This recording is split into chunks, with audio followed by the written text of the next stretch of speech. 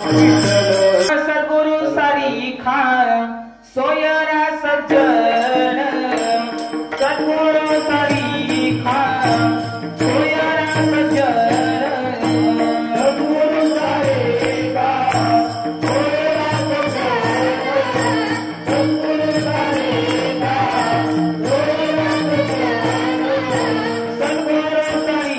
खा सोयरा सज्जन सद्गुरु सारी खा सोयरा सज्जन सोयरा सज्जन सद्गुरु सारे का सद्गुरु सारे का सोयरा सज्जन गाविले किनार वैकुंठी से गाविले किनार वैकुंठी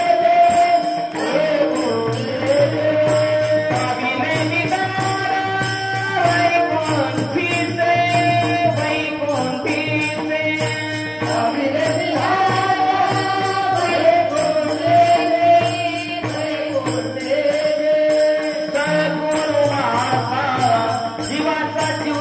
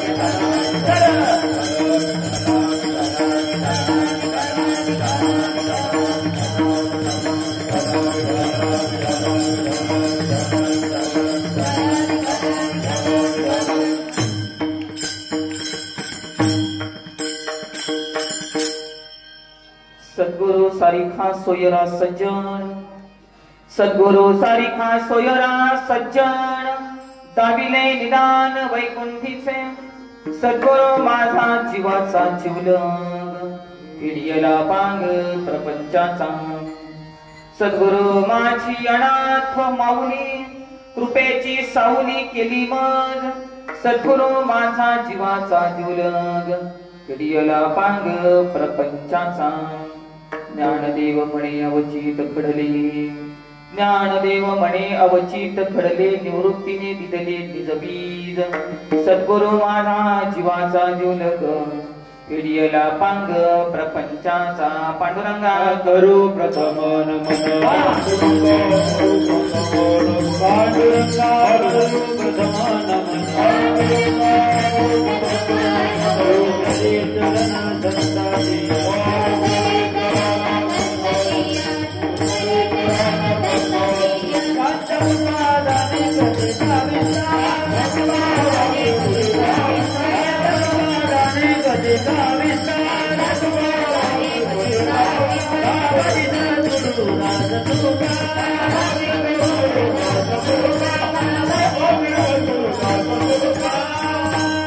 पांडुरंगा करू प्रथम नमन, दुसरे चरण संतांची, त्यांच्या कृपादाने कथेचा विस्तारू बाबाजी सद्गुरु दास तुका.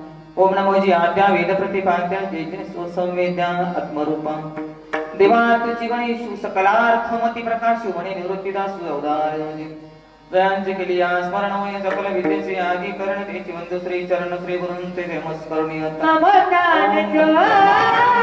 परम सुखदम केवलम ज्ञानमूर्ती, धर्वातीतं गगन सदृशं तत्वमस्यादि लक्ष्यम्, एकं नित्यं विमलम् अचलं सर्वदी साक्षीभूतं, भावातीतं त्रिगुणरहितं सद्गुरुं नमामि. यदक्षरं मनाख्येयं मा आनन्दम् अजम् अव्ययं, श्रीमन्निवृत्तिनाथेति ख्यातं दैवतम् आश्रये, गुरुरित्याख्यया लोके साक्षात् विद्या हि शाङ्करी, जयत्या ज्ञानमस्तस्ये दयात्राये निरन्तरम्, साधकेन च कस्यार्धं शिवयोः समारोपेण, ज्ञातुं न शक्यते लग्नं वेति द्वैतच्छलान्मुहुः, अद्वैतम् आत्मनं सत्वं दर्शयन्तं वितस्तरां, तौ वन्दे जगतमाद्योतयो सत्त्वाभिपत्तये, मूलायाग्राय मध्याय मूलमध्याग्रमूर्तये, क्षीणाग्रमूलमध्याय नमापूर्णाय शम्भवे, परं ब्रह्मं परं धामं सच्चिदानन्द विग्रहं, ज्ञानेश्वर इति ख्यातं नमामि गुरुपरं श्रीपादनाथं गुरुराजवैर्यं, मुमुक्षूणां ज्ञानदानैक्यदक्षं,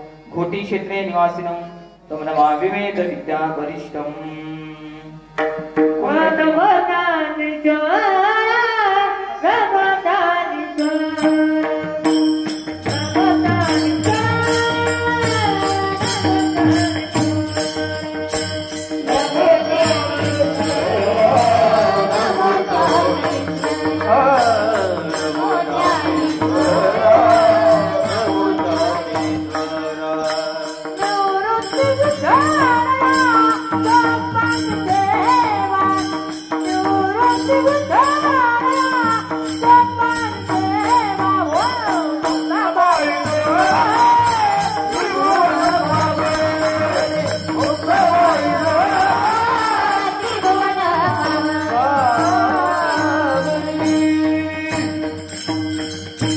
ज्ञानेश्वरा नमो ज्ञानेश्वरा निवृत्ती उदारा सोपान देवा मुक्ताबाई नमो त्रिभुवन पवनी आद्य त्रयजननी देवाची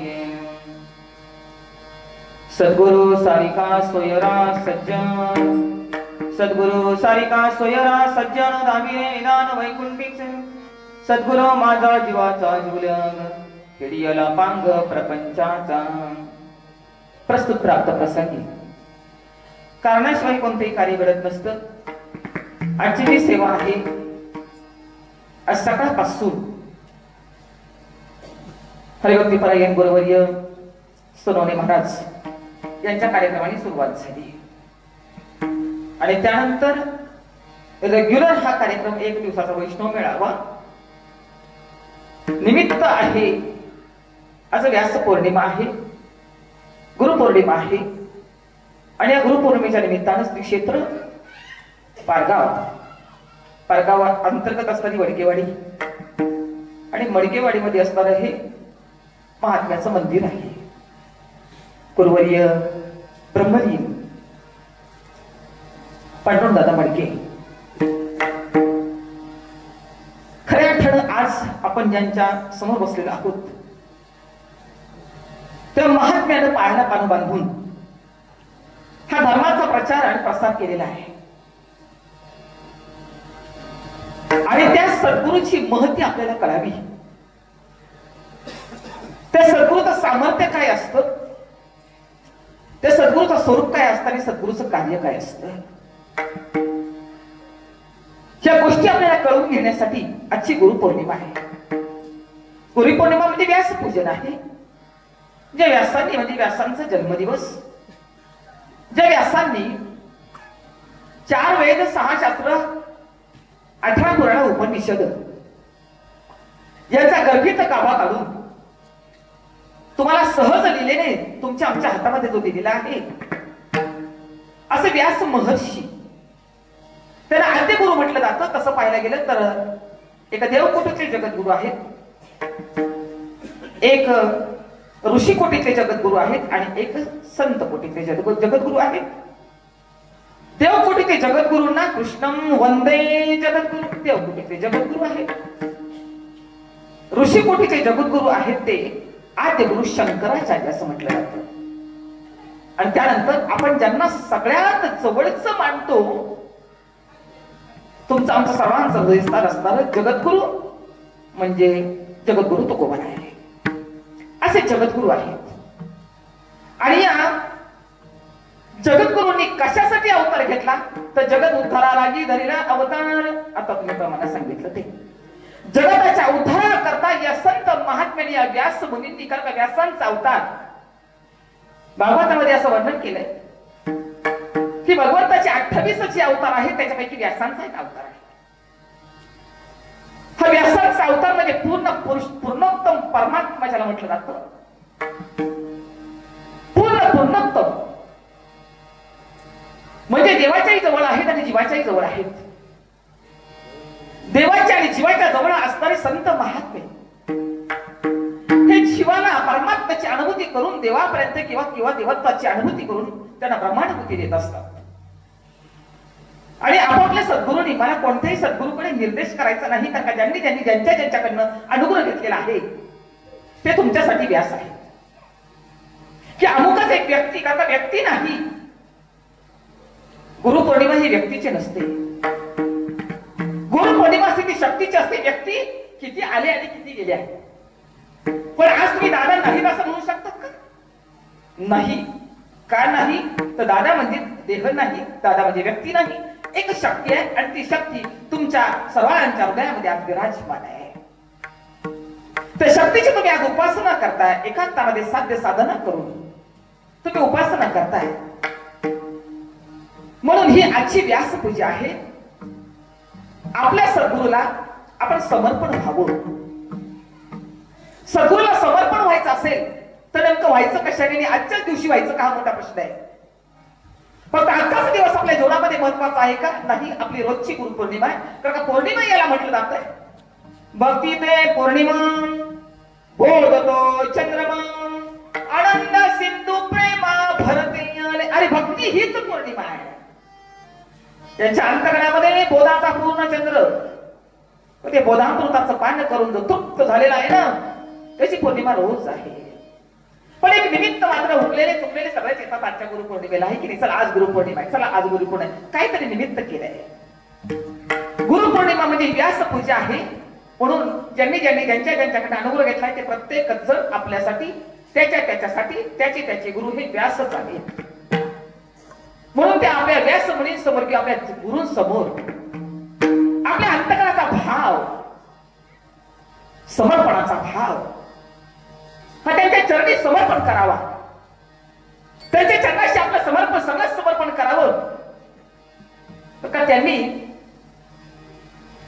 ज्याला तुम्हाला बोध दिलाय त्या बोध देतानाच तुम्हाला तुमचा जीव काढून घेतलेला आहे, तुम्हाला माहिती सुद्धा नाही. बोध देतानाच तुमचा जीवाचा जीवपणा घालवलेला आहे. म्हणून गुरुशीचा संबंध कसा असतो असं जर म्हणाल तर गुरुनी जीव द्यावा लागतो, शिष्याने जीव द्यावा लागतो आणि गुरु मरावा लागतो. गुरु मरावा लागतो आणि शिष्याने जीव द्यावा लागतो, तेव्हा हे संप्रदायाचं फळ आपल्या पदरी पडत असतं. पण आजचे गुरु मरत नाहीत आणि मरत नाहीत म्हणून सगळा घोटाळा होतो. गुरु मरत नाही म्हणून शिष्य जीव देत नाही, गुरु मरत नाही म्हणून शिष्य जीव घेत नाही. वास्तविक पाहता सद्गुरूच्या चरणाशी जो व्हायचा आहे,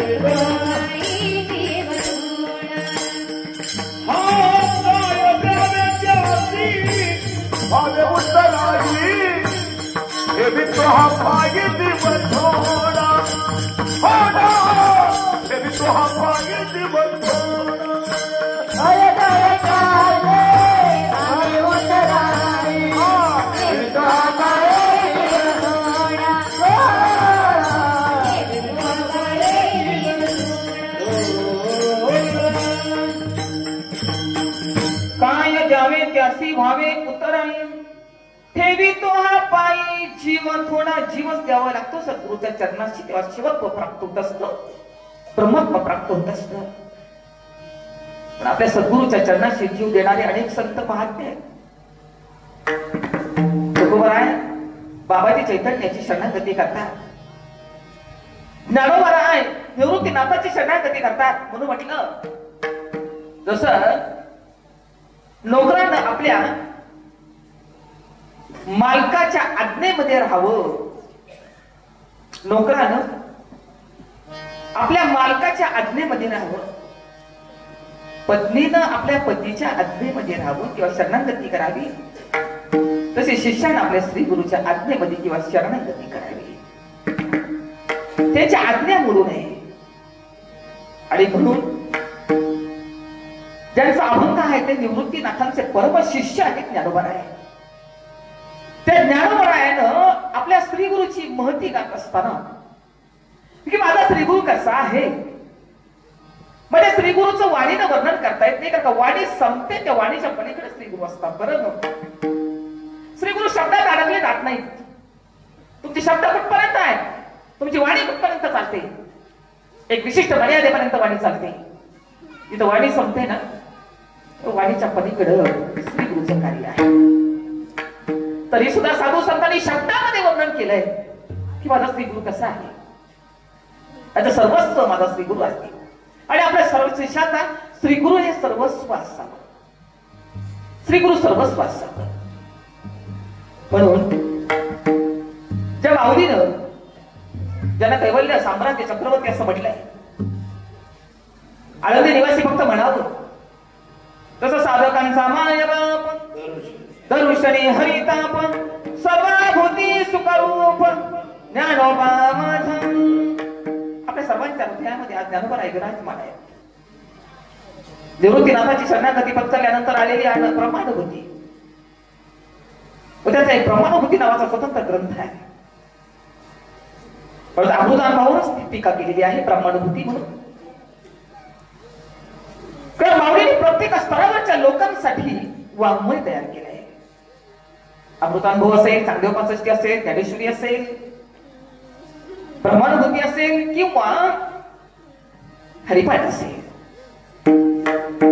काही आपल्याला ज्ञात आहे, काही अज्ञात आहे, असं पूर्ण वाङ्मय 22व्या वर्षापर्यंत माऊलीनं निर्माण केलेलं आहे. आपल्याला 22व्या वर्षी ज्ञानेश्वरी कळते का, हा फार मोठा प्रश्न आहे.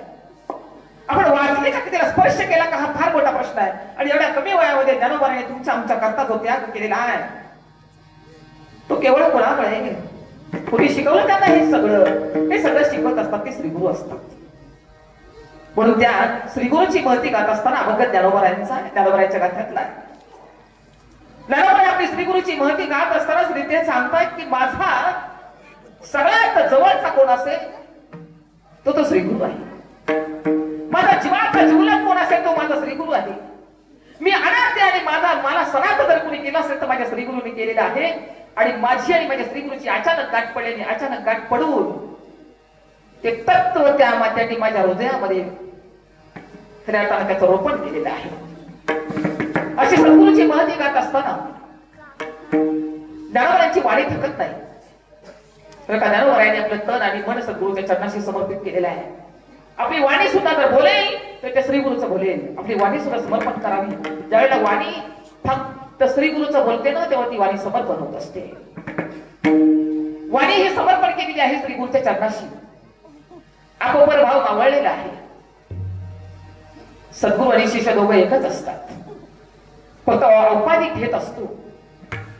हा उपाधीचा भेद मावळला ना की दोघं एकमेकांना मिसळून होत जातात. दोघं वेगळे राहत नाही. गुरु राहत नाही, शिष्य राहत नाही. आणि याला म्हणतात आपण सरकी करकी तत्काळ. गुरु राहत नाही, शिष्य राहत नाही. दोघं एवढे एकरूप होतात की कारण शिष्यही ब्रह्म आहे आणि श्रीगुरुही ब्रह्म आहे. पण उपाधीचा भेद आहे. वास्तविक मात्र अधिष्ठान मात्र दोघांचं एक आहे. आणि ते अधिष्ठान तुम्हाला प्राप्त व्हावं. आणि म्हणून ही व्यासांची परंपरा, ही शंकराचार्यांची परंपरा आहे, ही आदिनाथांची परंपरा आहे. कारण आद्य गुरु शंकराचार्य तर आहेत, पण आदिनाथांनी या बाबतीत मात्र संप्रदायाचा प्रचार आणि प्रसार केलेला आहे. आदिनाथ उमा प्रकट केलंय, आपल्या उमेसाठी प्रकट केलेला आहे. शिवानं हा बोध प्रकट करावा. अमृतानुभवामध्ये एक ओवी आलेली आहे. जीवपणाचे नित्रासे यावय आपले दशे, शिव ही मुहूर्त पुसे जया जोशिया. जोशी म्हणजे आडनावाचा दोषी नाही बरं. हो, जीवपणाचे त्रासे. कोण जीवपणाला त्रासले? शिव सुद्धा. हो, शिव म्हणजे ब्रह्मस्वरूप नाही बरं का. शिव म्हणजे शंकर. तर शिवाचे दोन अर्थ होतात. एक शंकरही होतो आणि एक ब्रह्मस्वरूपाकडे पण निर्देश करता येतो. पण त्या शंकरा सुद्धा जीवपणामुळे त्रासला आणि आपल्या पूर्वपदावर, आपल्या मुळाकडे जाण्यासाठी त्याने मुहूर्त विचारलाय. कुणाला? जया जोशी आते. हो, शिव ही मुहूर्त पुसते जया जोशी आते. जोशी म्हणजे आडनावाचा दोषी नाही, तर जोशी म्हणजे कोण आहे? श्रोत्रिय, ब्रह्मनिष्ठ आणि कृपाळू. महात्म्याला सुद्धा, देवांना सुद्धा ज्यांना विचारावं लागलं, देवांनाही विचारावं लागलं. आणि देवांनीही ते गुण गम्य प्रगट केले. ते ज्ञानोबरायापर्यंत आले. ज्ञान गुण गम्य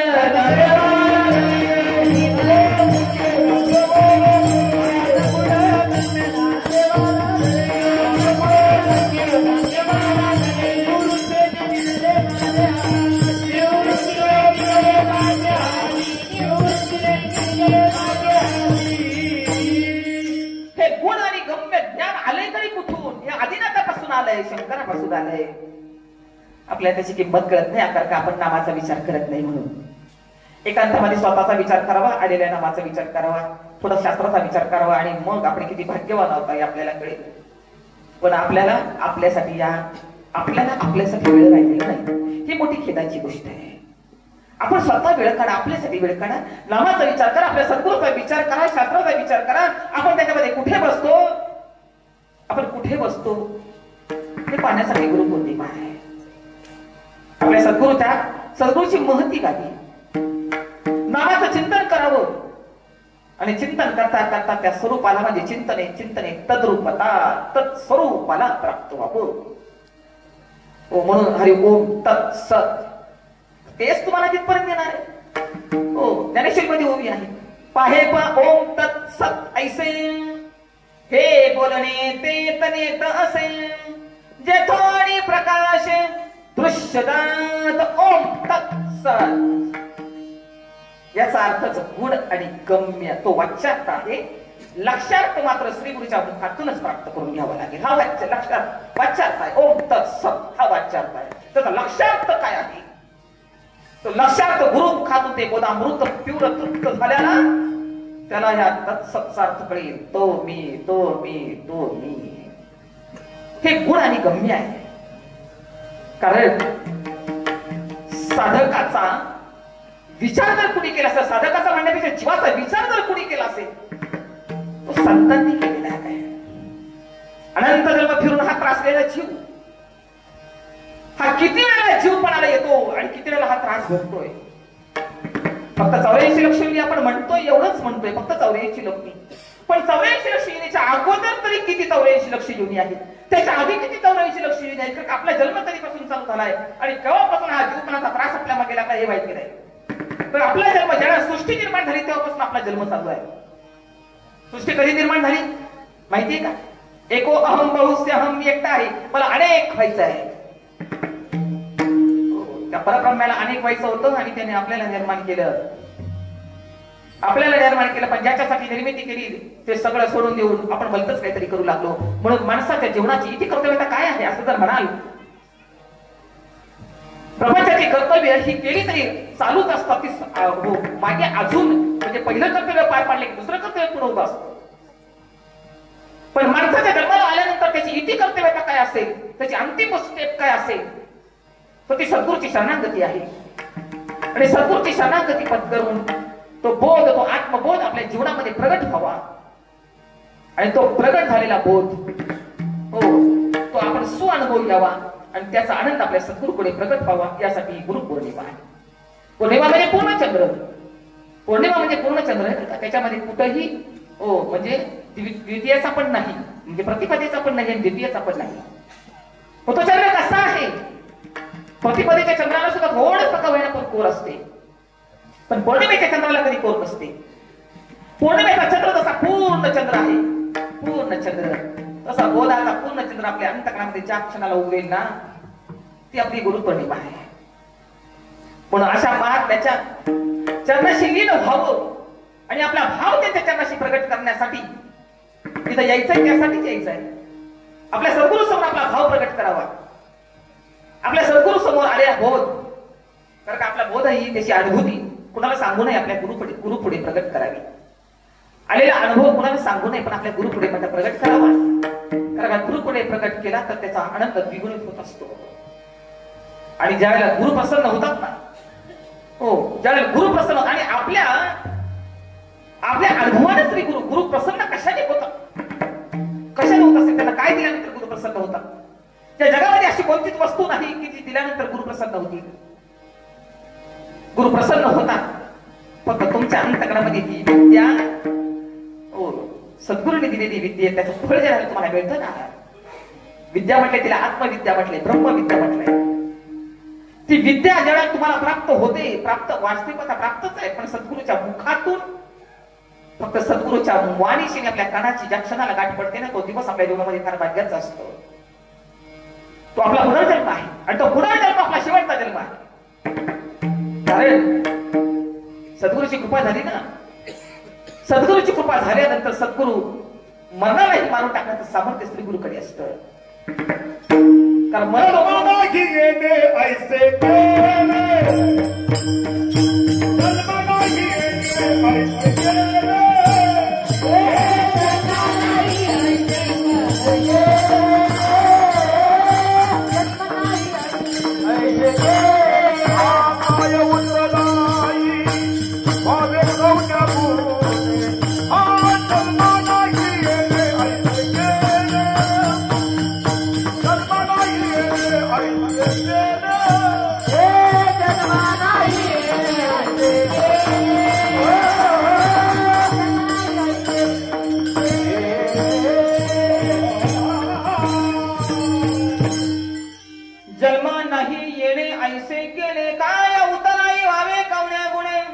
जन्म नाही येणे ऐसे केले, मग आपण मरतो म्हणून जन्माला येतो का जन्माला येतो म्हणून मरतो?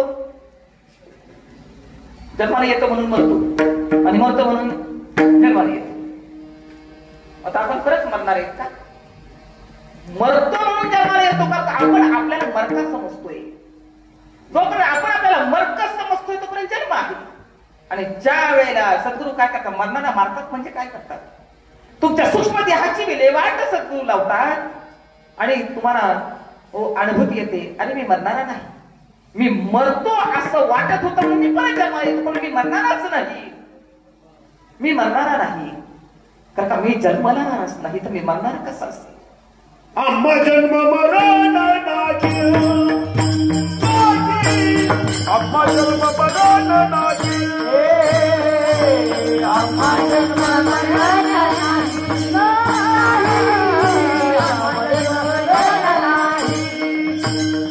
हा पिंड भाजून गेली नाही, आम्हा जन्म मरण नाही, आकाराची कैसा खावा, देह प्रत्यक्ष झाला देवा, पिंड भाजून गेलेला आहे, आम्हा जन्म मरण नाही, कैसा खावा, देह प्रत्यक्ष झाला देवा. बीज भाजोनी केली नाही, आम्हा जन्म मरण नाही, आकाराशी कैसा ठाव, देह प्रत्यक्ष झाला देव. आता देहच देव आहे, पण ती फार उच्चतम भूमिका आहे बरं का. त्याच्यासाठी जो आपल्याला अधिकार वाढावा लागेल शास्त्रातला, देह प्रत्यक्ष झाला देव. तुम्ही देहासकटच देव आहात बरं काय. शास्त्र सांगतो तुम्ही देहासकटच देव आहात, पण त्याचं लय चिंतन तुम्हाला कळालं पाहिजे. हो, त्याचं लय चिंतन कळालं पाहिजे. हा देह कुठून आला? मातीतून आला. जर देह संपतो तेव्हा माती कुठे विलीन होते? माती पाण्यामध्ये विलीन होते. पाणी कशात विलीन होतं? पाणी तेजामध्ये विलीन होतं. तेज कशामध्ये? वायूमध्ये. वायू आकाशामध्ये. आकाश महत्त्वामध्ये. महत्त्व मायेमध्ये. आणि माया परब्रह्मामध्ये. तुम्ही परब्रह्मातूनच आलेले आहात. पण हे थोडं जड जातं, त्याच्यासाठी अधिकार वाढवावा लागतो. देह प्रत्यक्ष झाला देव. देहासकट तुम्ही देव आहात, पण भूमिका वाढायला पाहिजे तेव्हा ही गोष्ट कळेल, अन्यथा नाही. साधू संत सांगतात की अरे ही भूमिका जर वाढवायची असेल तर सद्गुरूंची तर साथ तुमच्या जीवनामध्ये तुम्हाला पाहिजे. हो, सद्गुरू प्रसन्न होय, जैसा श्री गुरु प्रसन्न होय.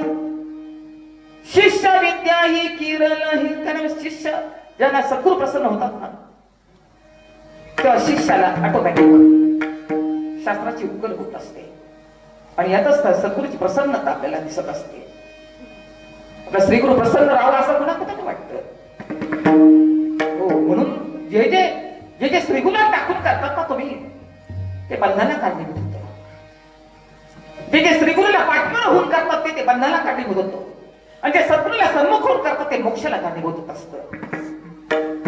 सद्गुरूने जे ब्रह्मविद्या दिली आहे, जे ब्रह्मज्ञान दिलेलं आहे, त्या ब्रह्मज्ञानाचा अधिकार तुम्हाला प्राप्त करून दिलेला आहे. त्या ब्रह्मज्ञानानं खऱ्या अर्थाने मी देह नाही, मी करता नाही, मी भोगता नाही, मी जन्माला येत नाही, मी मरत नाही, मी गरीब नाही, मी श्रीमंत नाही.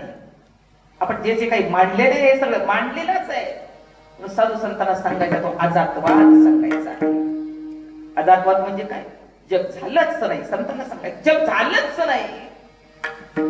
जग झालं नाही असं म्हणतात, पण आम्ही तर रोज सुख दुःखाचे चटके भोगतोय. हो, तुम्ही काय म्हणतात जग झालं नाही? आम्ही रोज उठल्यापासून झोपेपर्यंत सुख दुःखाचे चटके भोगतोय. स्वप्नातही आम्ही कधी कधी दुःखी होतोय. हे दुःख आहे तरी कशाचं? साधू संत सांगतात आहे जग झालंय, जग झालंय, पण ते विचाराने बाद होतो. आणि तो विचार कोण देत असतो? तो विचार श्री गुरु देत असतो. विचारानं जग बाधित होतं, पण तो विचार श्री गुरु देत असतात. श्री गुरु कसे आहेत? अमृतानुभवामध्ये उभी आहे.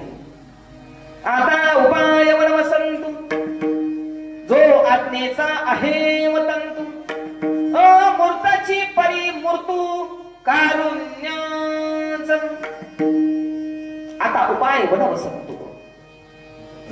झाडाची पानं गळून गेलेली आहेत. पिकली पानं गळाल्यामुळे झाडाची फक्त खोड राहिलेला आहे. त्याला पाली फुटायची असेल तर वसंत नावाचा ऋतू आला तरच झाडांना पाली फुटते, अन्यथा नाही. झाडांना पाली फुटण्याला कारणीभूत उपाय वसंत ऋतू आहे. तसा जीवाचा जीवपणा घालवून जीवाला ब्रह्मस्वरूपता अनुभवण्यासाठी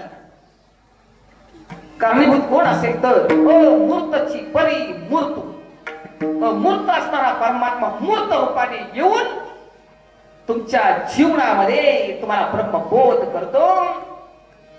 आणि मी ब्रह्म आहे असं आतून ऑटोमॅटिक तो शब्द अवंगमय वाङ्मयामध्ये नाही, तो ऑटोमॅटिक आहे, चालूच आहे, चालूच आहे.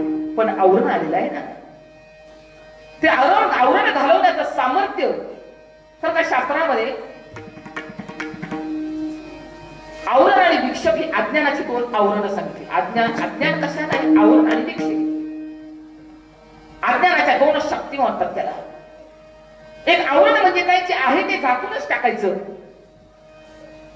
आणि झाकलेलंच पाहिजे आणि मूळ वस्तू ठेवायची तशी झाकून. मूळ वस्तू झाकायची आणि आलेलं आवरण पाहायचं. म्हणजे दोरी खाली झाकली गेली पण दोरीवर भास मात्र सर्पाचा झाला. आता तो सर्प कोणत्या काठीने मारायचा तो सांगा. पडलेली आहे दोरी पण दोरीवर भास झाला सर्पाचा. तो सर्प कोणत्या काठीने मारायचा? त्याच्यासाठी विचाराची काठी पाहिजे. तसं आहोत आम्ही ब्रह्म, आहोत आम्ही ब्रह्म, पण आम्ही स्वीकारलं काय? मी माणूस आहे, मी देह आहे, हे स्वीकारलंय आपण. जे नाही, जे आहे त्याच्यावर आवरून आलंय आणि नको तेच आम्ही पाहतोय. मूळ वस्तू ही झाकून टाकलेली आहे. म्हणून जसं दोरीवर भासलेला सर्प त्या विचाराच तिथं पाहिजे, तिथं कोणती काठी चालत नाही, तसं आम्ही जे मांडलंय ते घालवायला काय पाहिजे? विचारच पाहिजे.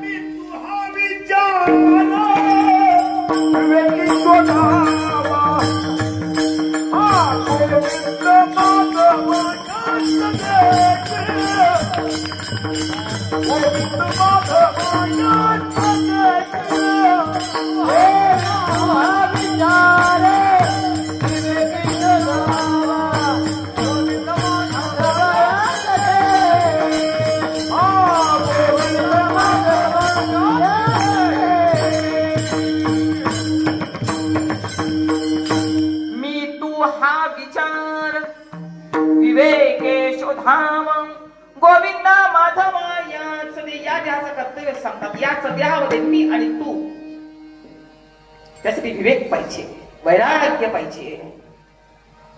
पण झालंय काय? अज्ञानामुळं आम्हाला जो भ्रम झालेला आहे ना, शास्त्रामध्ये त्याला तुल अज्ञान आणि मूल अज्ञान असं म्हणतात. तुल अज्ञान म्हणजे काय? पदार्थावर आलेलं आवरण. आणि मूल अज्ञान म्हणजे काय? तर आत्मस्वरूपावर आलेलं आवरण. बरं, तुला अज्ञान कशाने जातं? भौतिक प्रकाशाने जायचं. एखादी वस्तू पडलेली आहे आणि तिच्यावर वेगळा काहीतरी भास झाला तर ते आवरण सूर्यप्रकाशाने जाईल, कदाचित जाईल. सूर्यप्रकाश, प्रकाश रात्रीच्या अंधारामध्ये पडली होती, तुम्ही वाचला होता सर्प, पण प्रकाश पडला, सूर्य उगवला आणि अरे उगीच घाबरलो होतो. तोही तर होती. म्हणजे तुल अज्ञान कदाचित सूर्यप्रकाशाने जाऊ शकतं, पण मूल अज्ञान कशाने जाईल? मूल अज्ञान म्हणजे मुळावर आलेलं अज्ञान. मी जे आहे ते मी नाही असं आपल्याला वाटतंय. मग आहे ते खरं, दिसतंय ते खरं का आहे ते खरं? आहे ते खरं. आरशात पडलेलं प्रतिबिंब खरं का मी खरा? प्रतिबिंबाला सत्यता दिल्यामुळे सगळे घोटाळे झाले आणि प्रतिबिंब आहे तो जीव आहे आणि मी मात्र याहून सगळ्याहून वेगळा आहे. ही अनुभूती ज्यांच्या कृपेने येते ना, ते सद्गुरू आहेत.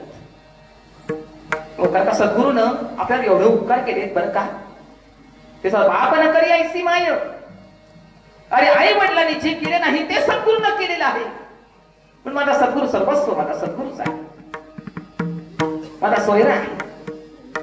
बाकीच्या प्रपंचातले सोयरे अनेक आहेत.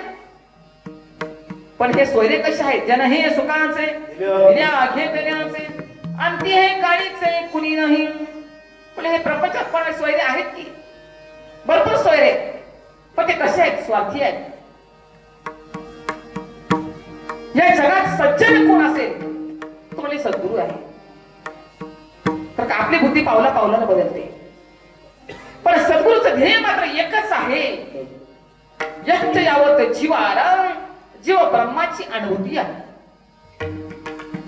म्हणून गाडीमध्ये पेट्रोल आहे का? रात्र आहे का? आम्ही पाहायला आलतो ना संजीव भाऊ, पायाची साल्ट गेली होती. साल्ट दादाचं सांगते मी, पायाचे साल गेले होते. काही दाखवायला सुद्धा साल राहिलं होतं पायाला. मोजे घातले होते त्यातूनही आम्हाला दाखवले होते. पायाला साल राहिलं नव्हतं. तर धर्म प्रचार काही थांबला नाही. काही अवतार त्याच्यासाठी आलेले असतात. जे जे धर्माचा प्रसार करणारे कोण आहेत? धर्म रक्षणाचे नर तेच विष्णूचे अवतार. धर्म रक्षणार्थ जे आपली प्राणाची आहुती देतात, आपला देहाचाही त्याग करतात, ते प्रत्यक्ष माणूस नसून ते परमात्माच असतात. ब्रह्ममूर्ती संत जगी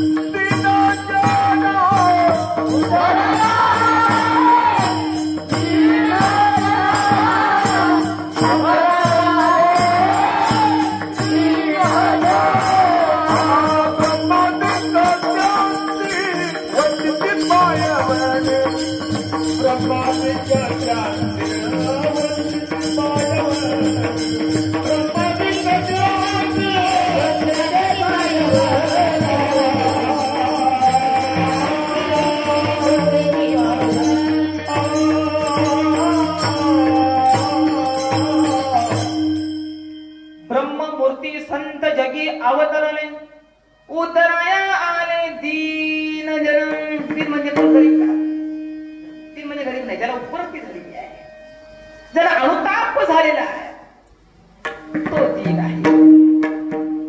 आणि अशांचा उद्धार करण्याचं सामर्थ्य त्या श्री गुरुपदी आहे की त्या श्री गुरुनं बोधामृत दिल्यानंतर जीवाचा उद्धार होतो.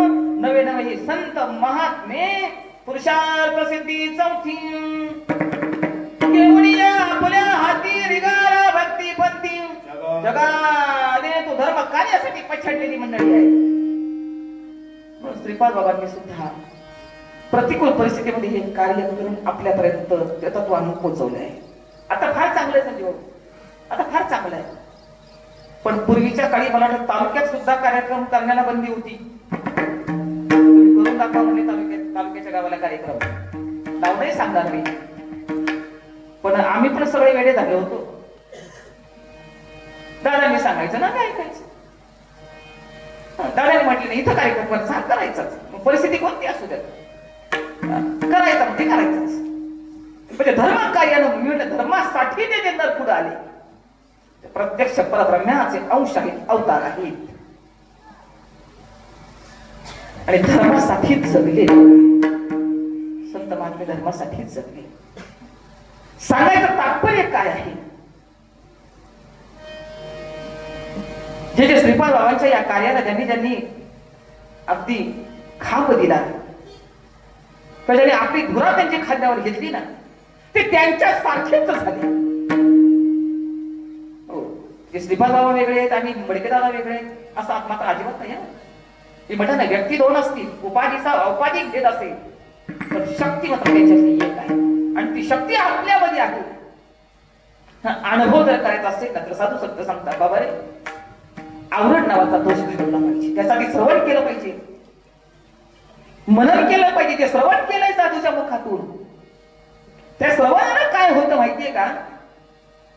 जर श्रवण केलं तर तैसा मनाचा मारू न करता, इतर याते दुःख न देता, मोक्ष असे ऐता श्रवणा माझी. श्रवण काय करायचंय? सद्गुरूच्या वाणीचं आणि आपल्या कानाची भेट होणं ही श्रवण आहे.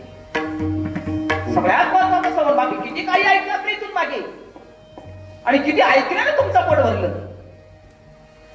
सगळ्यात महत्वाचं श्रवण कोणतं असेल याच्या कथा ठिकाणी आमच्या मनुष्य देहाची सार्थकता होती.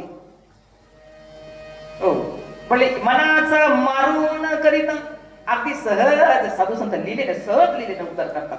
सहज सहज बोलणे उपदेश करणी सायास शिकविती. अगदी सहज.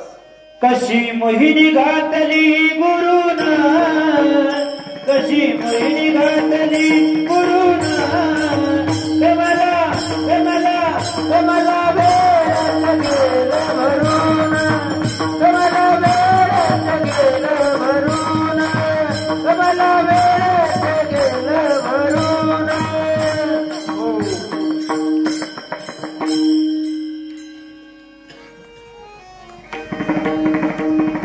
साधू संत सहज लिहिलेलं ती क्रिया करून तुम्हाला त्या परम सुखाची अनुभूती करून देत असतात. म्हणून म्हटलं, श्रवण हा विषय कानाचा नाही, श्रवण हा विषय मनाचा आहे. आणि ज्याचं मन त्या सद्गुरूच्या त्या महावाक्याला आलिंगन देईल ना, हे संतांना दिलेलं आलिंगन आहे. सद्गुरूचं मन वाणीतून बाहेर पडतं आणि साधकाचं मन हे कानातून बाहेर पडतं आणि दोघांची भेट तिथं होते ना, तिथं आलिंगन घडे मोक्ष सायुज्यता. जर ते आलिंगन आहे, ते आलिंगन आहे तिथं. त्या श्रवणाला काय होतं? आलिंगन संताची, आलिंगने संताची, आलिंगने संताची, आलिंगने संताची. आणि माझी काया दिव्य झाली, माझी काया दिव्य झाली, माझी काया दिव्य झाली, माझी काया. मस्त कहे काया,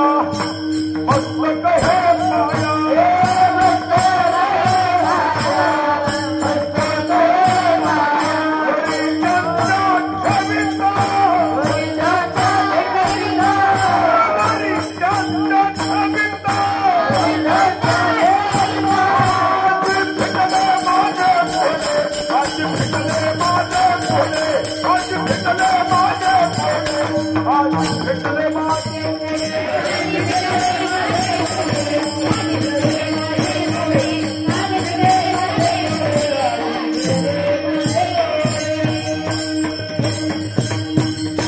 आलिंगने संतांची दिव्या झाली माझी काया, मस्तक आहे पायावरी त्यांच्या ठेवी तसे.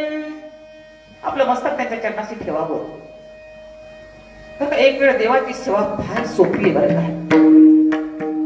देवाची सेवा सोपी आहे, पण सद्गुरूची सेवा अवघड आहे. पण तरी श्री गुरु काय करतात माहिती का? जशी आई आपल्या बाळाला आपल्या एका घासाचे अनेक घास भरवून जशी बाळाला त्याच्या मुखामध्ये तो घास घालत असते,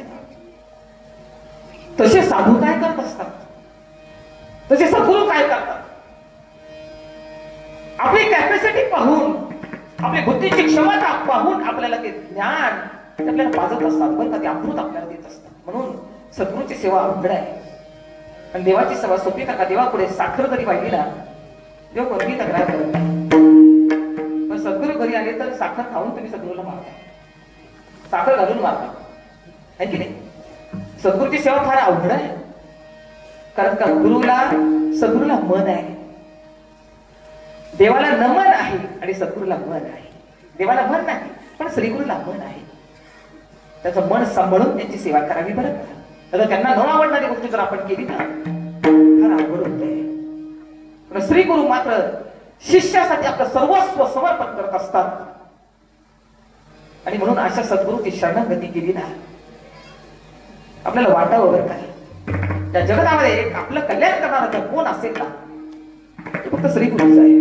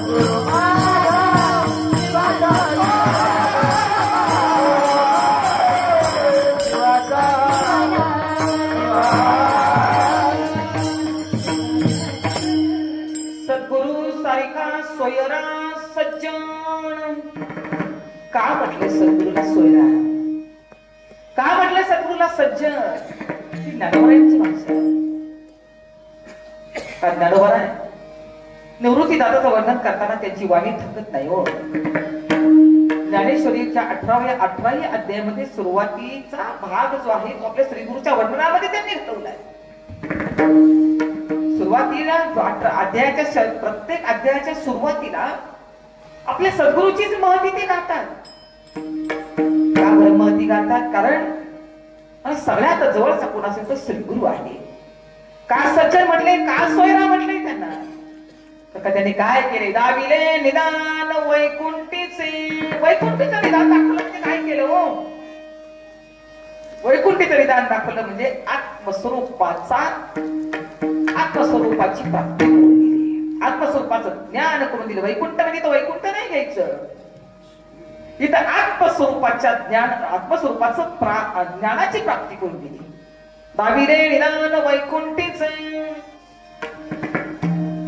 आपल्याला सगळं माहिती आहे, गल्लीपासून दिल्लीपर्यंत सगळ्याला आम्ही जाणतो, पण आपण स्वतःला जाणत नाही.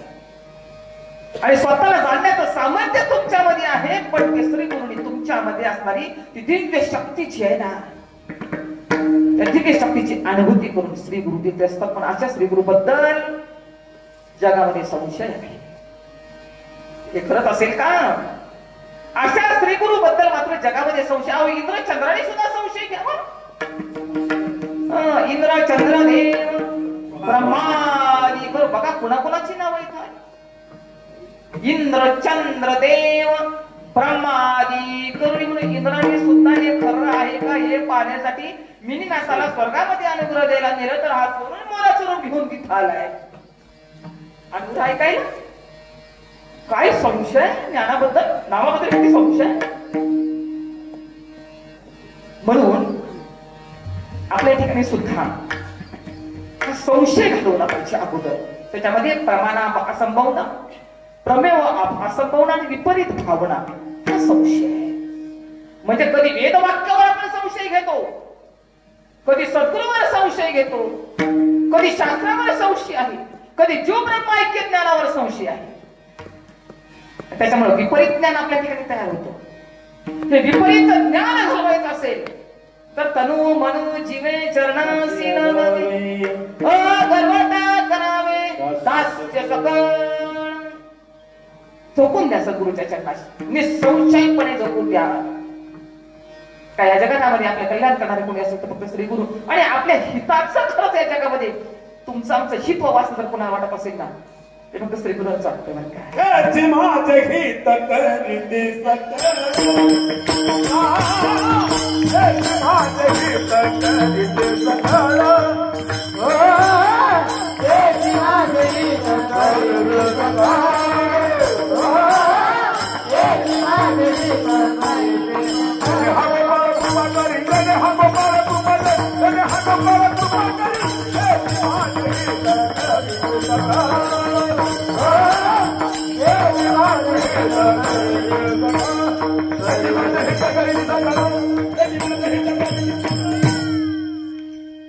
माझे हित करीती सकळ, जेणे हा गोपाळ कृपा करीत अहितापासून काढिती, हित देऊनी वाढविती, नाही श्रुती परवती माऊली जगाते.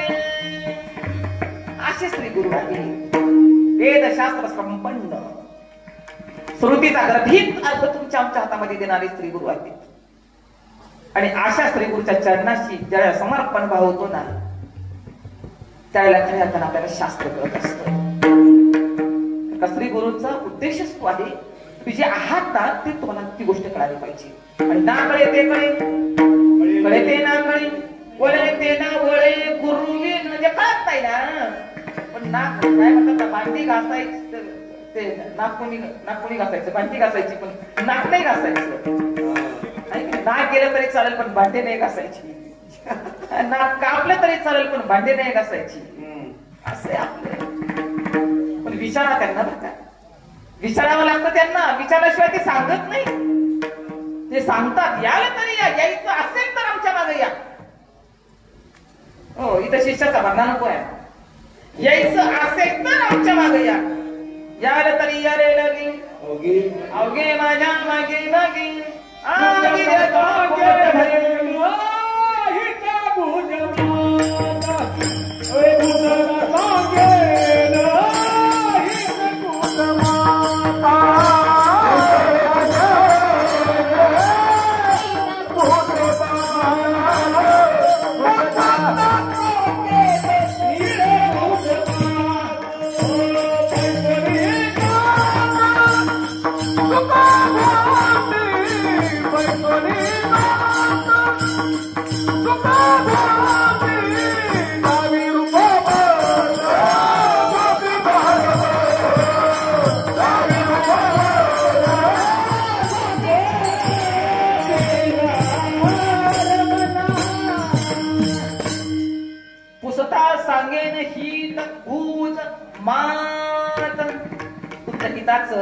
घूज कोण सांगायला आलंय. ती गुपित गोष्ट सांगायला पण माऊली आले. प्रगट बोले विश्व ब्रह्माची केले. पण विचार तर ते सांगतील. हो, विचार तर सांगावं. नाही तर अर्जुनाला सुद्धा सांगितलं, अर्जुना ज्या मनुष्याच्या ठाई या ज्ञानाची आवडी नाही तयाचे जियाले म्हणू काही परी मरण सांग. अर्जुनाच्या माणसाला हे ज्ञानच नको आहे. ताबिने निदान वैकुंठीचे, म्हणजे ते ज्ञान ज्याला नको आहे ना. अर्जुन असा माणूस जगला की आणि मेला नाही. म्हणजे सद्गुरू काय करतात, सत्य ज्ञान. कोणतं ज्ञान आहे? तद्विधी परिपातेन परिप्रश्नेन सेवयन् उपदेशन्ति ते ज्ञानं ज्ञानी तत्वदर्शिनं. आपल्या गरज आहे अशा तत्वदर्शी महात्म्याची गरज आहे का? तत्वदर्शी महात्म्याची शरणागती केल्यानंतर ते महात्मे काय करतात? त्या तत्वाचा उपदेश करून तुम्हाला तत्वरूप करत असतात. तत्वदर्शी महात्मा तत्वाचा उपदेश करून तुम्हाला तत्वदर्शी करत असतात. मग ते तत्व तू आहेस, ते तत्व तू आहेस. आणि म्हणून सद्गुरूनं काय केले? आपल्याला उपदेश केलेला आहे. अहम ब्रह्मास्मि. सद्गुरूने तिकडून उपदेश केलाय. तत्वम असी. तत्वम, तत्व म्हणजे काय आहे आणि त्वम म्हणजे काय आहे? तत् म्हणजे ते, त्वम म्हणजे तू. तत् म्हणजे ते, त्वम म्हणजे तू. ते काय आहे? त्याचा वाच्यार्थ आहे तत् म्हणजे ईश्वर. त्याचा वाच्यार्थ, तत्चा वाच्यार्थ आहे ईश्वर. त्वमचा वाच्यार्थ आहे कुटस्थ. आणि कुटस्थ आणि ब्रह्म यांची एकता आहे. हो, वाच्यार्थ लक्षात आपल्याला कळायला पाहिजे. त्वम म्हणजे जीव आहे आणि जीवाचा, जीव हा वाच्यार्थ आहे आणि लक्षात आहे कुटस्थ. कुटस्थाची आणि ब्रह्माची एकता आहे. पण जीव आणि ब्रह्म ऐक्य ज्ञान सद्गुरूच्या मुखातून ज्या क्षणाला प्राप्त होतो तो क्षण आपल्या जीवनामध्ये भाग्याचा बरं का, तो आपला पुनर्जन्म आहे.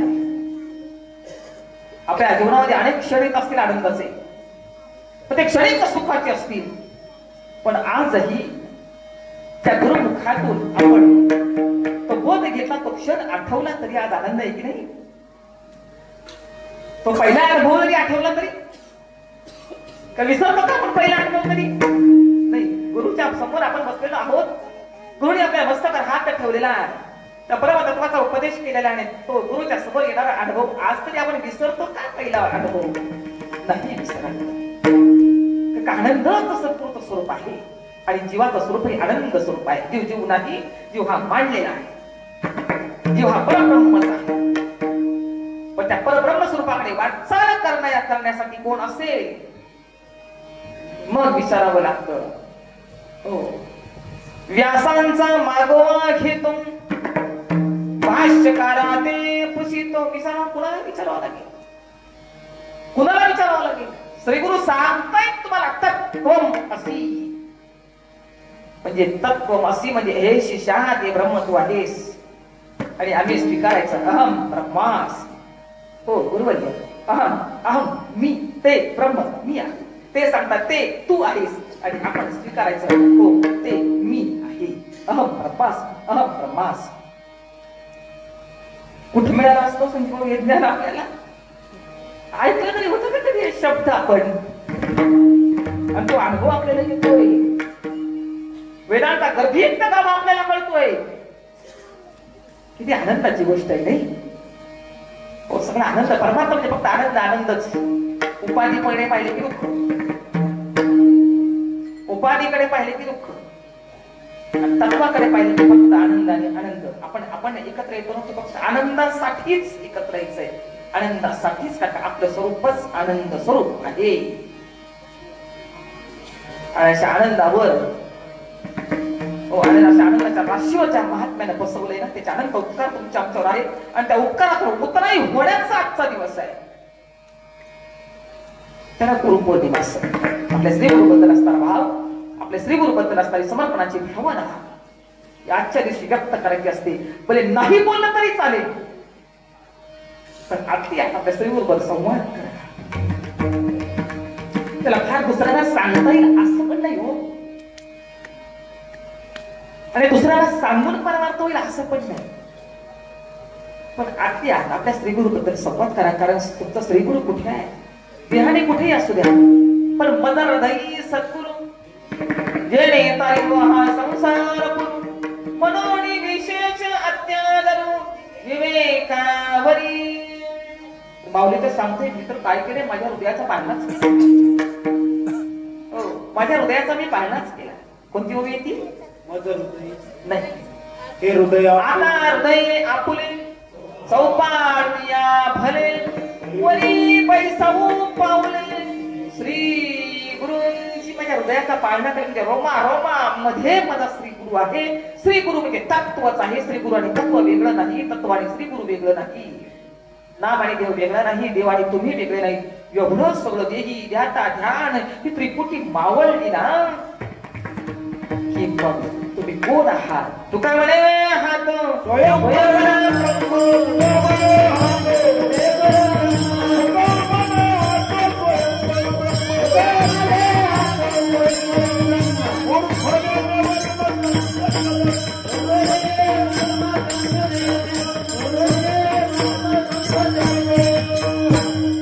तुका म्हणे हा तो स्वयं परब्रह्म हा आणि तो परब्रह्म स्वरूप आहे, भिन्नच नाही.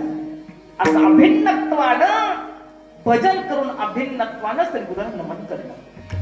श्री गुरुला नमन सुद्धा अभिन्नत्वानं करावं बरं का. माझ्या रोमारोमामध्ये माझा श्री गुरु आहे आणि श्री गुरु आणि मी वेगळं नाही असं नमन ज्याला कळालं ना म्हणून नमन करावं श्री गुरुला आपल्या. आणि श्री गुरुला मौली तर सांगतात अनंत जन्माचा पाय माझ्या श्री गुरुनं माझा फेडलेला आहे. सद्गुरु माझा जीवाचा जीवन, सद्गुरु माझा जीवाचा जीवन, सद्गुरु माझा जीवाचा जीवन, सद्गुरु माझा जीवाचा जीवन. हेडेला पांग प्रपंचाचा, हेडेला पांग प्रपंचाचा,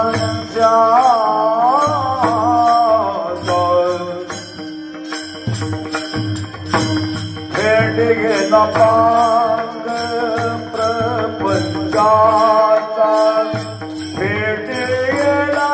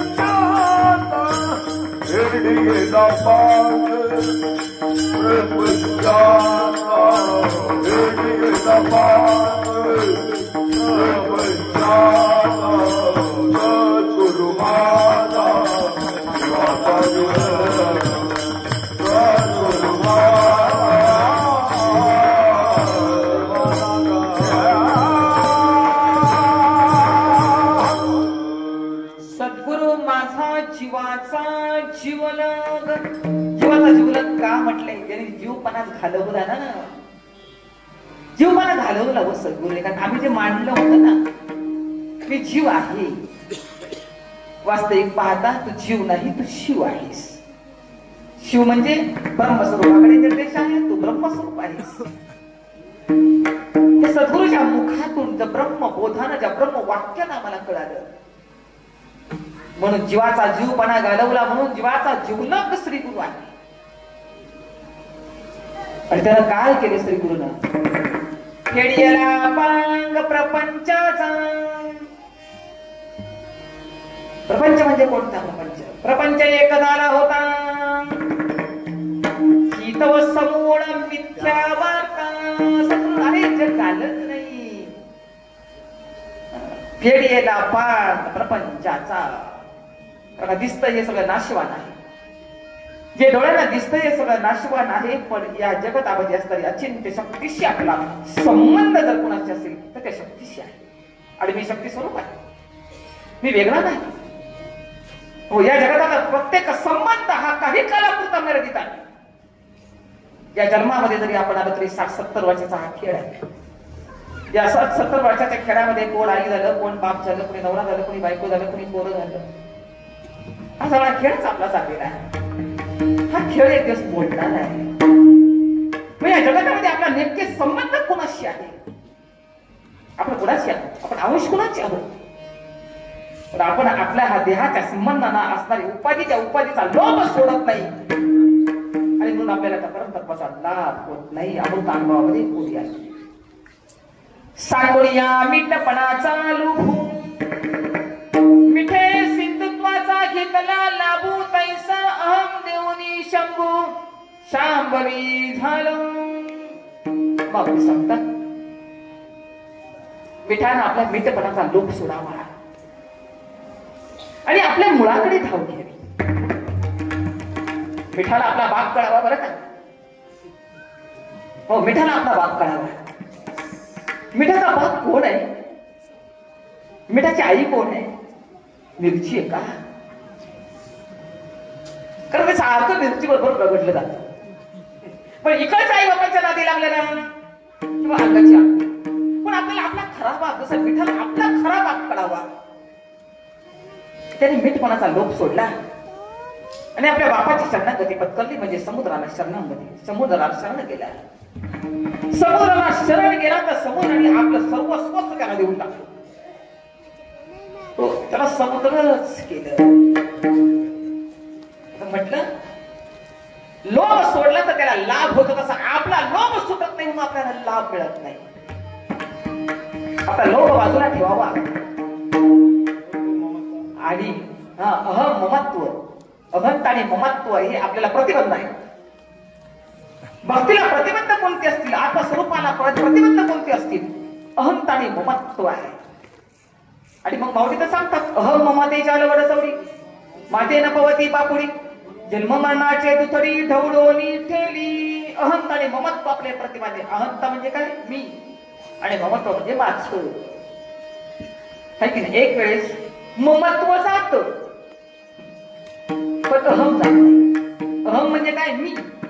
आणि अहम आणि ममत्व म्हणजे काय? माझं. एक वेळेस माझं जात, हे माझं नाही, ते माझं नाही, ते माझं नाही, पण देह माझा नाही. ममत्व जात पण अहम जात नाही, मी जात नाही.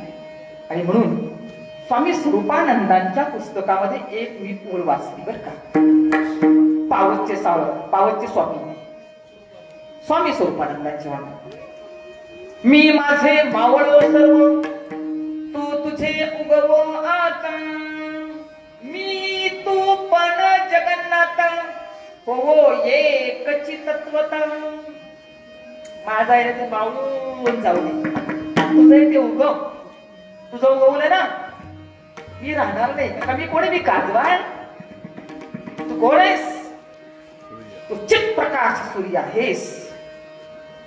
हा सूर्य नाही, हा मावळला. आता हा मावळला, सकाळी परत उगवेल, उद्या परत मावळेल. पण तो तसा नाही. तो कधीच मावळत नाही, तो कधीच मावळत नाही. तो कुठे जात नाही, तो कुठे येत नाही. आणि त्याचे अंश आपण आहोत. म्हणून अंशानं अंशीला शरण जायचंय. आपण त्याचे अंश आहोत. परमात्मा हो, आपण अंशी आहोत. अंशीनं आपण त्याचे अंश आहोत. अंशानं अंशीची शरणागती पत्करायची आणि त्याच्याशी एकरूप होऊन जायचं. करिया तिमिराचा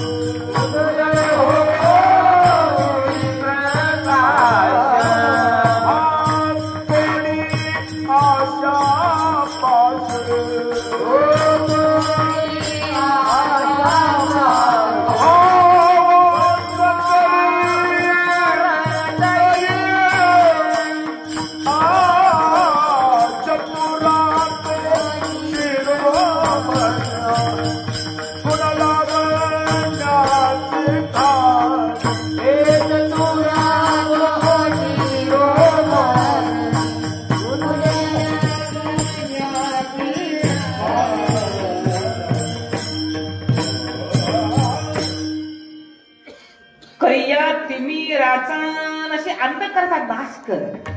सद्गुरु हे सूर्य आहे.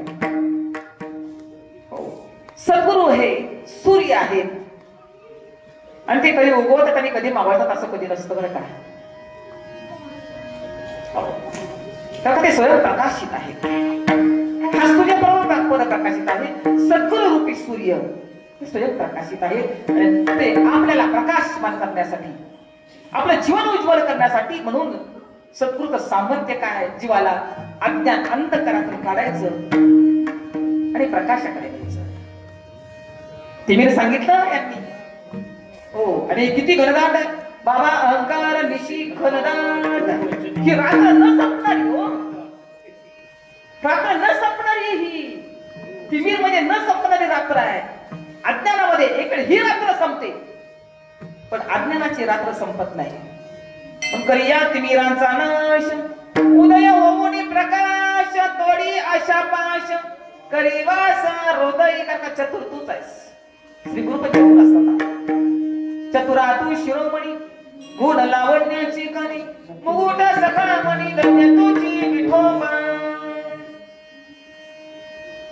असं चातुर्य, पण ते चातुर्य लपवतात, ही महत्वाची गोष्ट आहे. आणि जे चातुर्य दाखवतात ना, ते सद्गुरू नसतात. लक्षात घ्या. ते चातुर्य दाखवतात ना, मी फार चतुर आहे, मला यातलं फार ज्ञान आहे, असं ते दाखवतात ना, ते आपलं ज्ञान पाजळतात ना. त्यांना असं वाटतं मला कोणीतरी मोठं पाडावं. किती होऊन किती मोठा होऊ शकत. आणि तुला सद्गुरूंनी ज्या क्षणाला नाम दिलंय ना, तेव्हा तुला इतकं मोठं केलंय, इतकं मोठं केलंय. आकाश सुद्धा तुझ्या पोटामध्ये सामावलंय, इतका तू मोठा आहेस. आकाश तुझ्या पोटामध्ये सामावलेला आहे. बघा आकाशाला कळेमध्ये घेऊन बघा. येतं गेले तुमच्या हातामध्ये आकाश. आकाशाला मिठी मारून बघा. आकाशापेक्षा तू मोठा आहेस, इतकं मोठं केलं. याच्यापेक्षा काय मोठं करायचं. ज्ञानदेव पूसे निवृत्ती दिलार, सदना निवारे नामाये राम. ज्ञानदेव पूसे निवृत्ती दिलार,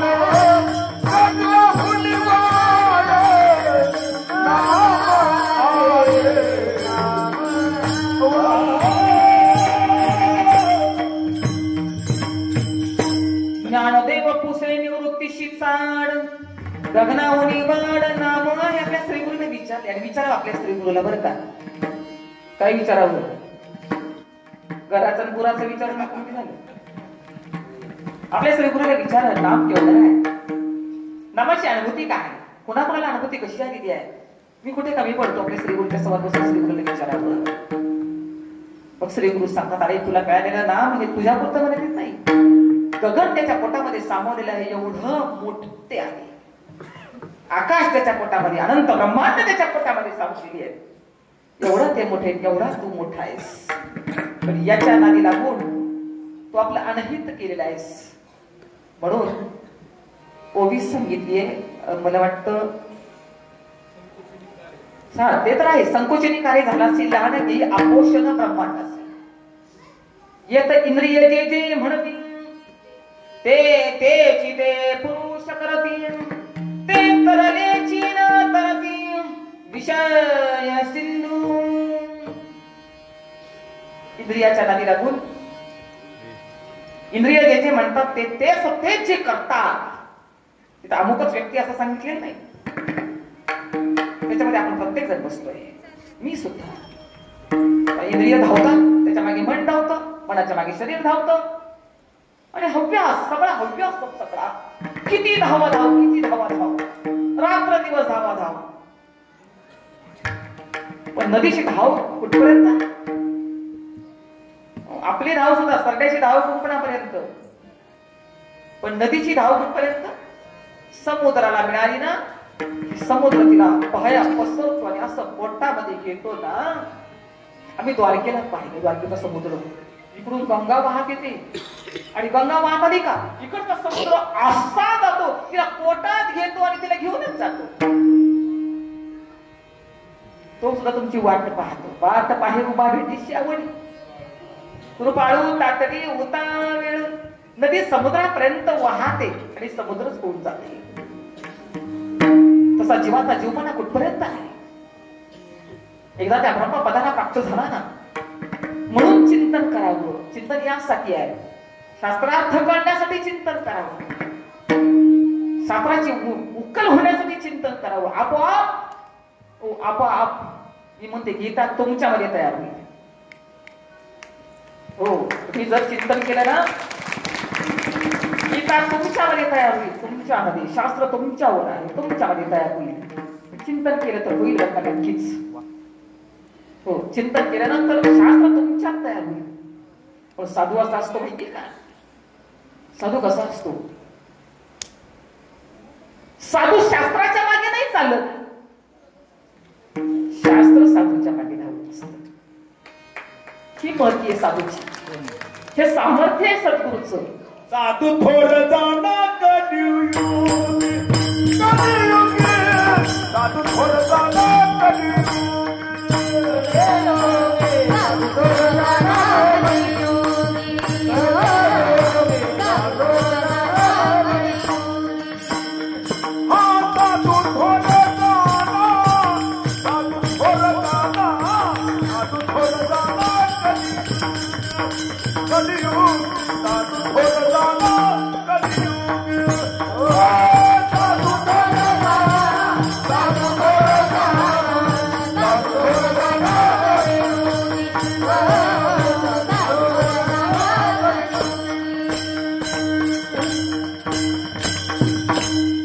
साधू थोर जाणा साधू थोर जाणं कलियुगी.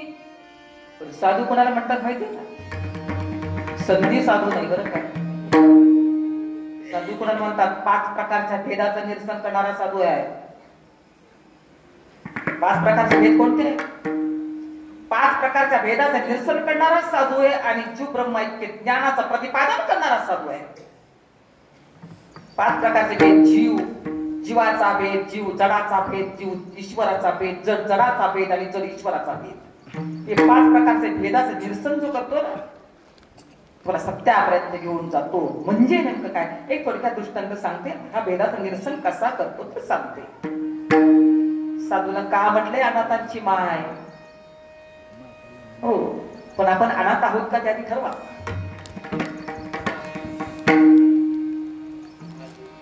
एक तांबड, एक पांढरा शुभ्र स्फटिक आहे. भेदाचं एक उदाहरण तुमच्या पुढे मांडते आणि पुढे निघून जाते. एक पांढरा शुभ्र स्फटिक आहे आणि पांढरा शुभ्र स्फटिकाच्या संपर्कामध्ये लाल फूल आलं. आता स्फटिक कसा झाला? तांबडा झाला. आता स्फटिक तांबडा आहे का? नाही. हो, स्फटिक तांबडा नाही, पण संपर्क कुणाचा झाला? लाल फुलाचा संपर्क झाला आणि स्फटिक मात्र तांबडा दिसू लागला. आता दोघांना वेगळं करणं म्हणजे भेदाचं निरसन करणं. फुल फुल आहे, स्फटिक स्फटिक आहे, जीव जीव आहे, ब्रह्म ब्रह्म आहे. जीव ब्रह्माचं प्रतिपादन करणं म्हणजे जीव ब्रह्माचं ऐक्य सांगणारा तो साधू आहे. ते कीर्तन करणारा साधू नसतो. नुसतं कीर्तन नाही, आम्ही त्याच्यातच धन्यता मानू लागलोय आज. कारण तुम्हाला अनुग्रह घेतल्यानंतर तुम्ही आधी बिनधास्त होता आणि तुम्हाला बोलता यावं लागतं. बोलता तुम्हाला एक सिद्धी प्राप्त होती, बोलता येण्याची. आणि बोलता आलं ना, आपल्याकडे झाला आम्ही त्याचं मिळवलं. आता थोडं शास्त्र चिंतन करा. मोठ्या मोठ्या महात्म्याचं ऐका. हो, ऐका. मोठ्या मोठ्या श्रीपाद बाबा काय सांगत होते. दादाने तर कधीच कीर्तन केलं नाही, पण आमच्याकडे करत होते. त्याला अपवाद फक्त पेडगाव बघता. हा, त्याला अपवाद फक्त पेडगावच. आमची पुतणी होती कीर्ती पंडित म्हणून, आणि तिच्या प्रत्येक वाढदिवसाला दादाचंच कीर्तन असायचं. सर दादाने कधीच कीर्तन केलं नाही, पण पेडगाव मध्ये केल्याशिवाय राहिलेच नाही. प्रत्येक वर्षी दादाचंच कीर्तन, तिचं लग्न उठपर्यंत. आणि अशी वस्तू आहे ना, जरूर मला काही येतच नाही, मला कीर्तन येत नाही, मला प्रवचन येत नाही. आणि दादाचे क्लासेस झाले आहेत. कुणाकडे सांगू का? सोपान काका माने. माहिती तुला? सोपान काका माने त्यांच्याकडे क्लास चालू होते. मला वाटतं इथं, हा तुम्हाला माहिती आहे सगळ्यांना. हा, एक आहे साक्षी आहे तिथं. त्यांना काही येत नव्हतं, असं काहीच नव्हतं.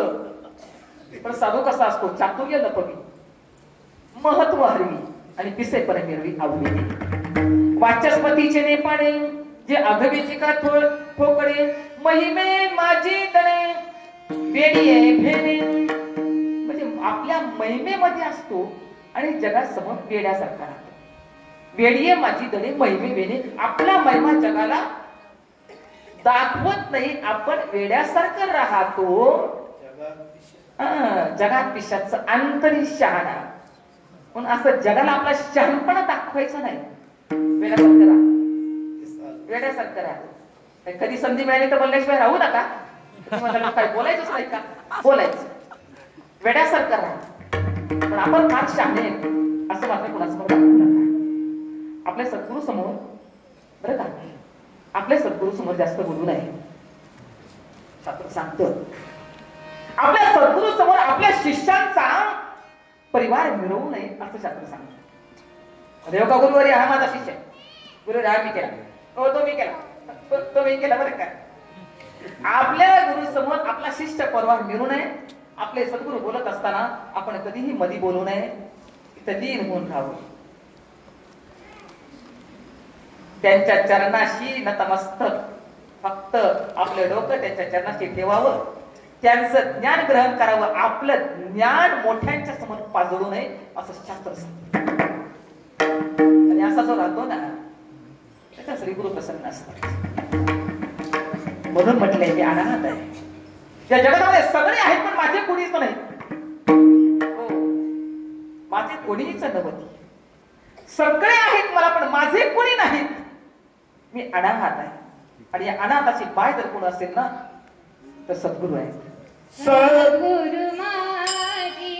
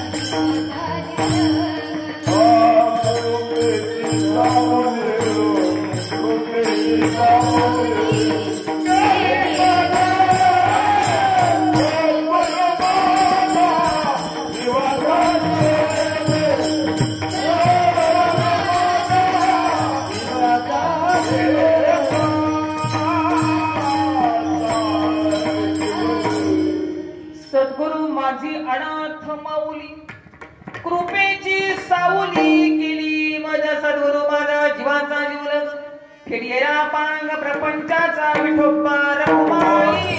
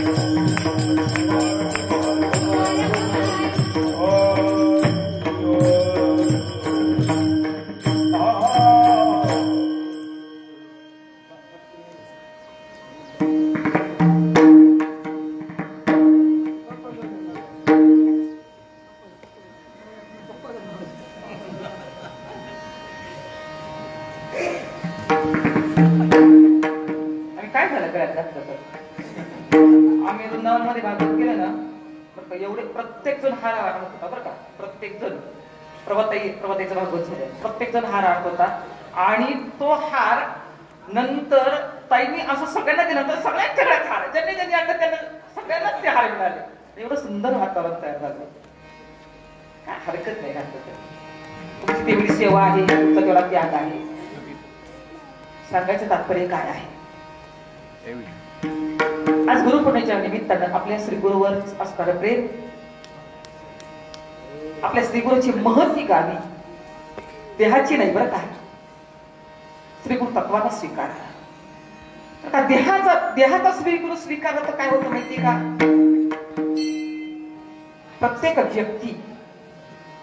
प्रत्येक व्यक्तीचा देह, बरे श्रीगुरूचा असू द्या, देवाचा असू द्या, तुमचा आमचा असू द्या, हा 3 गुणांचा बनलेला असतो. रजगुण, तमोगुण आणि सत्वगुण तिघांमध्ये आहे. आणि ज्याच्यामध्ये जो जास्त गुण असतो ना, तो त्याचा उफळून येत असतो. म्हणजे कदाचित कुणामध्ये सत्वगुण जास्त असतो, कुणामध्ये रजगुण वाढीस लागतो, कुणामध्ये तमोगुण वाढीस लागतो. ज्याच्यामध्ये जो गुण असतो तो त्याचा उफाळून येतो. आणि पाहणारे सद्गुरूकडं निर्गुण म्हणून पाहत नाही, त्याचा एखादा गुण घेतात आणि मग तो वाईट आहे असं म्हणतात. एखादा गुण, कोणाचा रजगुण वाईट म्हणजे रजगुण स्वीकारतात, कोणाचा सत्वगुण स्वीकारतात, कोणाचा तमोगुण स्वीकारतात. वस्ती पाहता हे गुण ते सद्गुरूचे नसतात. सद्गुरू निर्गुण तत्व आहे. त्या निर्गुणाची साधनं तुम्हाला दिलेली आहे. माऊली सांगतात, मला हे औचित म्हणजे आपल्याला पण अचानक बरं का कधी अनुग्रह हा शब्द सुद्धा कानावर आलेला नव्हता. कुणाचं तरी कीर्तन ऐकलं आणि समोर जाऊन बसते, काहीतरी वेगळं वाटतंय, काय माहिती नाही, काहीतरी वेगळं आहे, काहीतरी वेगळं आहे. 60-70 माणसांनी अनुग्रह घेतल्यानंतर बाबा पाहिला आणि श्रीपाद बाबा अशी कोणती माणसं आहेत? तर कसं तुम्हाला तर माहिती आहे, सगळी गायक मंडळी आमच्या घरात पट्टीचे गायक बरं का, रेडिओ स्टार आमचे सासरे सर्वांना माहिती आहेत, रेडिओ स्टार होते. आणि बाबा म्हटले एवढी गुणी माणसं याच्यामध्ये उतरत नाही आमच्या महाराजांसाठी, एवढी गुणी माणसं आहेत पण उतरत नाही त्याच्यामध्ये. उतरली हिंमत बाकीचे संप्रदायाला सहकार्य करणारी. तर आपला प्रत्येक जो चांगला गुण आहे ना, तो संप्रदायासाठी सहकार्य करणारा असावा. तो संप्रदाय सोडून तुम्ही जर काही करत असाल किंवा धर्म कार्याला आपल्याच्या प्रत्येक गुण हा धर्म कार्याला जर समर्पित होत नसेल तर आग लाग वाचल्या कुणाला. मग तुम्ही म्हणजे असं काय गेलं बघ का पण करताय, मग त्याच्यामध्ये तुमचं किती मोठं गायन असलं ना, किती मोठं गायन असलं पण धर्म कार्याला सहकार्य होत नसेल त्याचा उपयोग नाही. किती पैसेवाले असू द्या, तो पैसा धर्म कार्याला सहकार्य करत नसेल त्याचा उपयोग नाही. साधू संत सांगतात ते जे असेल नक्की धर्मासाठी, असेल ते धर्मासाठी विचार चांगला करा. माझ्या बाबांचा एक महामंत्र होता, चांगला विचार केला तर. विचार चांगला करा, वाईट पाहू नका, वाईटातून चांगलं शोधा, चांगलं होईल. पाऊली सांगतात की माझ्या जीवनामध्ये अचानक निवृत्ती दादा आले.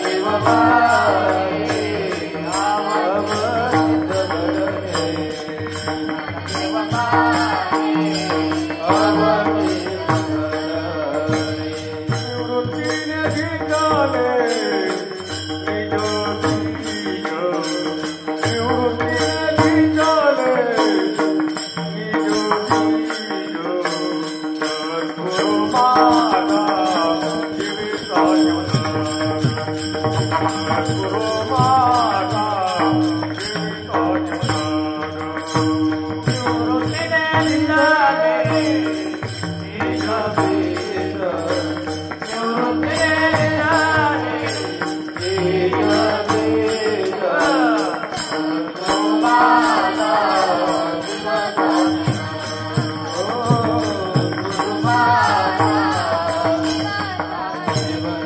Oh